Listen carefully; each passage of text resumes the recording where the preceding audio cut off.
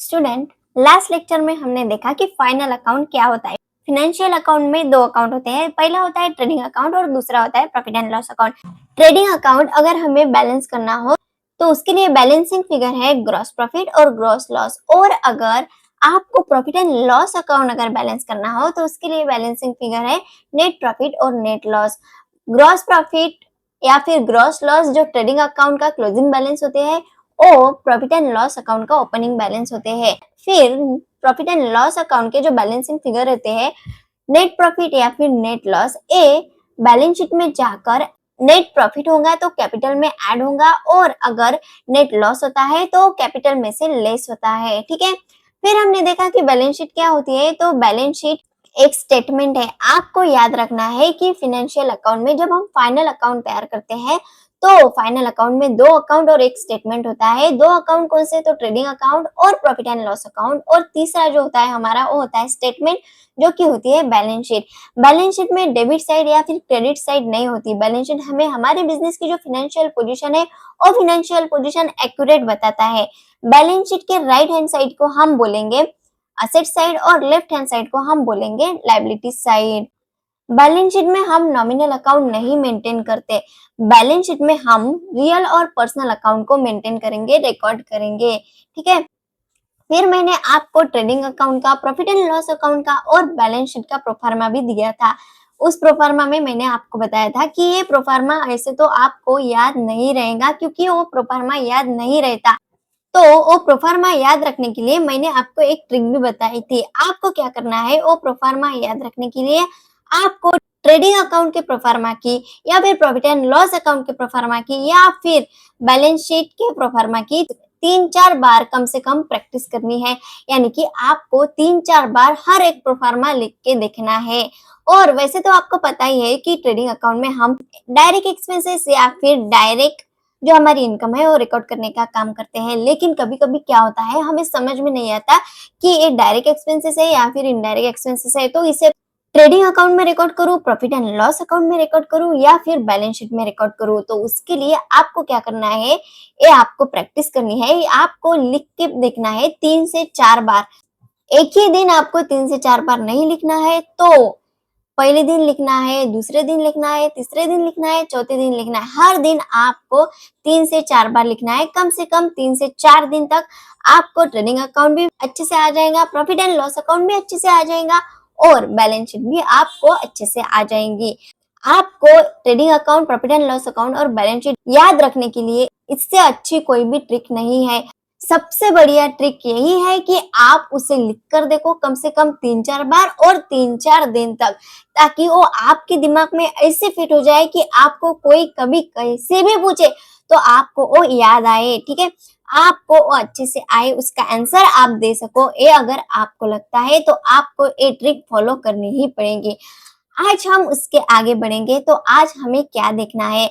आज हमें देखना है बैंक रिकंसिलिएशन स्टेटमेंट।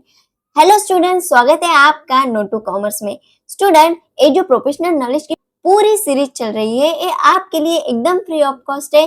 तो जल्दी से हमारे चैनल को सब्सक्राइब कर लीजिए ताकि आने वाली हर वीडियो सबसे पहले आप तक पहुंचे। स्टूडेंट, आप मुझे कमेंट में ये भी बता सकते हो कि मैं अगली वीडियो किस चैप्टर पे बनाऊं, ताकि आप आसानी से स्टडी कर पाए उस चैप्टर का। चलिए जल्दी से स्टार्ट करते हैं हमारा आज का टॉपिक, जो कि है बैंक रिकंसिलिएशन स्टेटमेंट। अभी बैंक रिकंसिलिएशन स्टेटमेंट होता क्या है? क्या होता है स्टूडेंट, जब आप बैंक में कोई भी अकाउंट ओपन करते हो तो बैंक क्या करता है, उसकी जो एक कॉपी होती है वो आपको देता है और एक कॉपी अपने पास रखता है।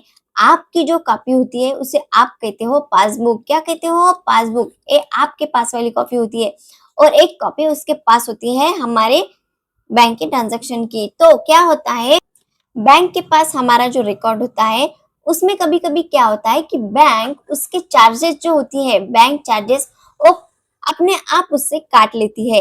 लेकिन क्या आपको उस बारे में पता चलता है? क्या नहीं। बैंक ने पैसा तो कट कर लिया लेकिन आपको पता ही नहीं चला। फिर क्या होता है, कई बार आपके जो कस्टमर होते हैं या फिर आपके जो सेलर होते हैं वो क्या करते हैं, आपके बैंक में पैसे डिपॉजिट कर देते हैं, लेकिन आपको पता ही नहीं चलता। आपके बैंक में उसने पैसे डिपॉजिट तो कर लिए, मतलब आपका जो बैंक का पासबुक है वो तो बढ़ गया, लेकिन क्या आपके पास जो कैश बुक है वो बढ़ सका है? नहीं। बैंक के पास आपका होता है पासबुक। क्या होता है, कस्टमर ने आपके पैसे डिपॉजिट तो कर लिए, लेकिन बैंक का पासबुक जो है उसे पता चला, तो बैंक का पासबुक तो बढ़ जाएगा पैसों से, लेकिन क्या आपको पता चला है? नहीं। तो आपके जितने पैसे थे उतने ही है, आपके बढ़े ही क्या? तो नहीं। फिर क्या होता है, कभी कभी कस्टमर आपको पैसा दे देता है, तो आप क्या करते हो, खुद आपको पता चल जाता है कि ये पैसा तो बढ़ गया, लेकिन क्या बैंक को पता चल पाता है कि वो पैसे आपके बढ़ चुके हैं? नहीं। तो ये जो डिफरेंसेस होते हैं बैंक के पासबुक में और आपके पास जो कैश बुक है उसमें, उसके जो ये डिफरेंसेस होते हैं उन्हें रेक्टिफाई करने का, या फिर बैंक के पासबुक की जो अमाउंट है वो अमाउंट आपके कैश बुक से मैच करने का काम जो करता है, उसे कहते हैं हम बैंक रिकंसिलिएशन स्टेटमेंट। क्या कहेंगे? Bank reconciliation statement. अब तक हमने दो स्टेटमेंट पहले देखे हैं, कौन से? ट्रायल बैलेंस को हमने स्टेटमेंट कहा है और दूसरा है हमारा बैलेंस शीट। अभी ये तीसरा स्टेटमेंट हम देख रहे हैं जो कि है बैंक रिकंसिलिएशन स्टेटमेंट। क्या है? Bank reconciliation statement. तो ये क्या करता है, बैंक में जो आपका पासबुक है और आपके पास जो आपका कैश बुक है, उन दोनों में जो डिफरेंसेस आते हैं उन्हें तो बराबर करने का काम जो स्टेटमेंट करता है उसे हम कहेंगे बैंक रिकंसिलिएशन स्टेटमेंट। तो अभी बैंक रिकंसिलिएशन स्टेटमेंट में हमें क्या क्या देखना है? पहले तो हम देखेंगे meaning of bank reconciliation statement, यानी कि बैंक रिकंसिलिएशन स्टेटमेंट क्या है, उसका मीनिंग क्या है।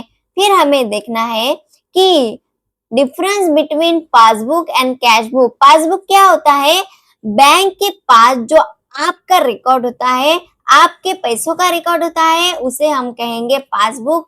और आपके पास जो बुक होता है जिसमें आप आपका रिकॉर्ड लिखते हो, उसे हम कहेंगे cash book.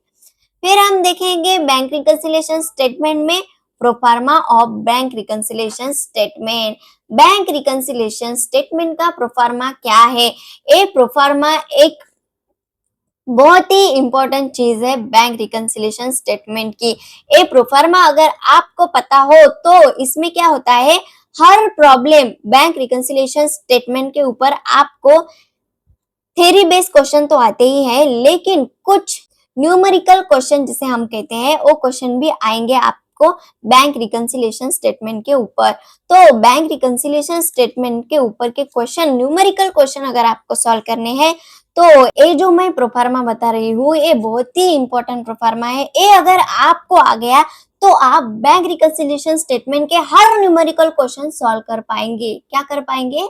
Bank reconciliation statement का जो भी क्वेश्चन आपको एग्जाम में आएगा, न्यूमेरिकल क्वेश्चन आपको जो भी एग्जाम में आएगा, उन सबको आप इजीली सॉल्व कर पाएंगे अगर आपके पास ये मेरा दिया हुआ प्रोफार्मा अगर है बैंक रिकंसिलिएशन स्टेटमेंट का।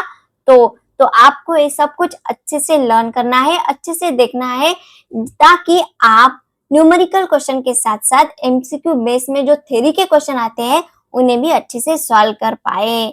चलिए आगे बढ़ेंगे। आगे हमें देखना है कि meaning of bank reconciliation statement क्या है। The cash book and passbook are prepared separately. क्या होता है, बैंक आपके कैश बुक और आपके पासबुक दोनों सेपरेटली बना के देती है, दोनों को सेपरेटली प्रिपेयर करती है। The businessman prepared the cash book and the passbook is prepared by the bank. Businessman क्या करता है, तो कैश बुक प्रिपेयर करता है, और बैंक क्या करती है, बैंक करती है पासबुक प्रिपेयर। बैंक क्या करती है, पासबुक प्रिपेयर करती है। तो कैश बुक आपके पास होगा और पासबुक किसके पास होगा, बैंक के पास। ठीक है। Here by cash book we mean 3 column cash book.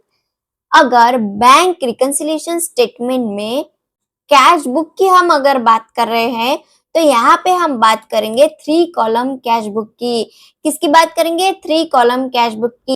यहाँ 2 कॉलम कैश बुक नहीं चलेगा, यहाँ आप बात करेंगे तो 3 कॉलम कैश बुक के बारे में ही बात करेंगे। आपको एग्जाम में इसके ऊपर भी क्वेश्चन आ सकता है, एमसीक्यू बेस। क्या कहेगा एग्जामिनर, अगर आप बैंक रिकंसिलिएशन स्टेटमेंट में कैश बुक प्रिपेयर कर रहे हो तो वो कौन सा टाइप का होगा cash book, 2 column cash book होगा, 3 कॉलम कैश बुक होगा, या फिर बोथ होंगे, या फिर नन ऑफ द अबो होगा। तो कौन सा कैश बुक होगा, 3 कॉलम कैश बुक होगा। But as both the books are related to one person and same transaction are recorded in both the books, so the balance of both the books should be matched। क्या होता है, ये जो passbook होते हैं या फिर कैश बुक होते हैं जो कि बिजनेसमैन प्रिपेयर करता है, ये दोनों सिर्फ 1 पर्सन के लिए होते हैं। अगर आप पासबुक प्रिपेयर कर रहे हो या फिर कैश बुक प्रिपेयर कर रहे हो तो ये दोनों 1 पर्सन के लिए होते हैं। इसीलिए उन दोनों के जो ट्रांजेक्शन होते हैं वो एक दूसरे से मैच करते हैं, उन दोनों के जो रिकॉर्ड होते हैं वो एक दूसरे से मैच करते हैं, दोनों में सेम ट्रांजेक्शन होते हैं क्योंकि वो दोनों एक ही पर्सन के होते हैं। That is the balance as per passbook should be matched with the balance as per cash book। क्या होता है, पासबुक के जो बैलेंसेस होते हैं वो कैश बुक के बैलेंसेस से मैच होने चाहिए। और अगर ये दोनों मैच नहीं है तो एक क्यों मैच नहीं है, उसके पीछे का जो रीजन है वो रीजन फाइंड आउट करने के लिए हम बनाते हैं bank reconciliation statement. But many times these two balances do not agree, then it become necessary to reconcile them by preparing a statement which is called bank reconciliation statement। लेकिन बहुत सी बार क्या होता है कि ये जो दोनों बुक होते हैं ये मैच नहीं होते, जिसकी वजह से उन्हें मैच करने के लिए हम एक स्टेटमेंट बनाते हैं और वो स्टेटमेंट होता है बैंक रिकंसिलिएशन स्टेटमेंट। कौन सा स्टेटमेंट होता है, bank reconciliation statement. Bank reconciliation statement क्या करता है, तो ये रेटिफाई करता है balance as per cash book and balance as per passbook के बीच में जो डिफरेंस होते हैं वो। A bank reconciliation statement may be defined as a statement showing the atom of differences between the cash book balance and the passbook balance prepared on any day for reconciling the two balances। Bank reconciliation statement को हम क्या कहते हैं, तो bank reconciliation statement एक ऐसा statement है जो कि रिकंसाइल करता है, रेटिफाई करता है डिफरेंसेस जो कि आते हैं बैलेंस एज पर पासबुक या फिर balance as per cash book के बीच में जो भी डिफरेंसेस आते हैं उन्हें रिकंसाइल, उन्हें रेटिफाई करने का काम जो करता है उसे हम कहेंगे बैंक रिकंसिलिएशन स्टेटमेंट। क्या कहेंगे, बैंक रिकंसिलिएशन स्टेटमेंट।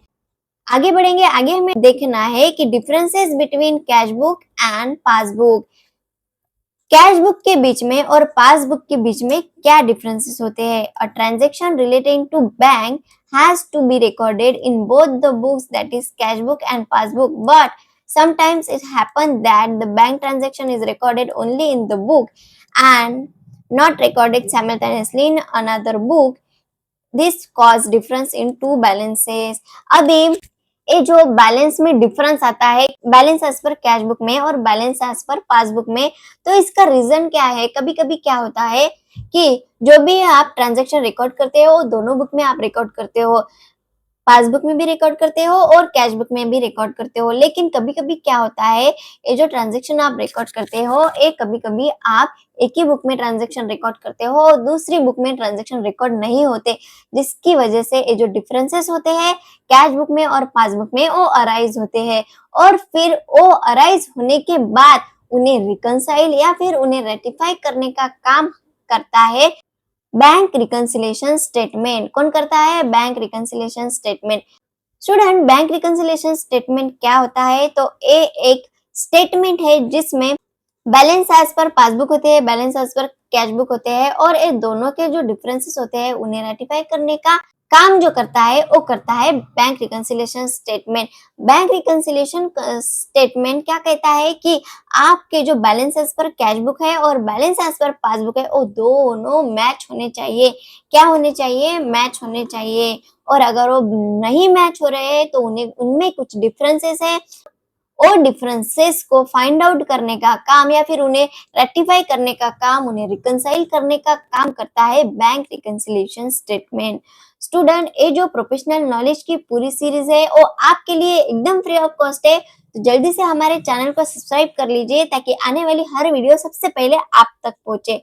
स्टूडेंट, अब तक हमने जो कुछ भी देखा उसमें अगर आपको कुछ भी डाउट हो तो आप मुझे कमेंट में बता सकते हो, ताकि मैं वो आपके सारे डाउट क्लियर कर सकूं। और आप मुझे कमेंट में ये भी बता सकते हो कि आपको अगली वीडियो किस चैप्टर पर चाहिए, ताकि मैं अगली वीडियो उस चैप्टर पर बना सकूं और आपकी स्टडी अच्छे से हो सके। स्टूडेंट, ये जो प्रोफेशनल नॉलेज की पूरी सीरीज चल रही है, ये आपके लिए एकदम फ्री ऑफ कॉस्ट है, तो जल्दी से हमारे चैनल को सब्सक्राइब कर लीजिए, ताकि आने वाली हर एक वीडियो सबसे पहले आप तक पहुंचे। आज के लिए इतना ही, मिलते हैं हमारे नेक्स्ट लेक्चर में। Thank you.